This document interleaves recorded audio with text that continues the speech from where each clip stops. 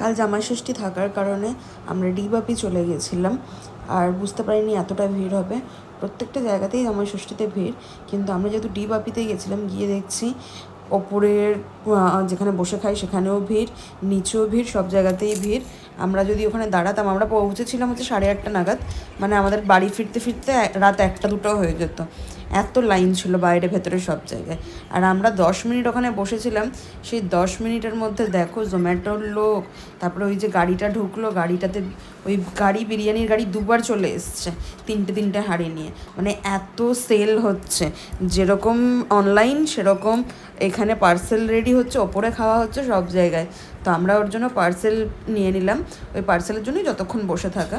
নিয়ে আমরা এখন চলে যাচ্ছি হচ্ছে বাড়ির দিকে। প্রীতম যেহেতু আগের দিন রাত জেগে মার্কেট করেছে, সেই কারণে গাড়ির পেছনে গিয়ে শুয়ে পড়েছে। বাড়ি ফেরার পর মা আমাদেরকে শাটের জল দিয়েছে, তারপর আমরা যে খাবারগুলো এনেছিলাম সেগুলো খেয়েই আজকে জামাইষষ্ঠী কাটালাম।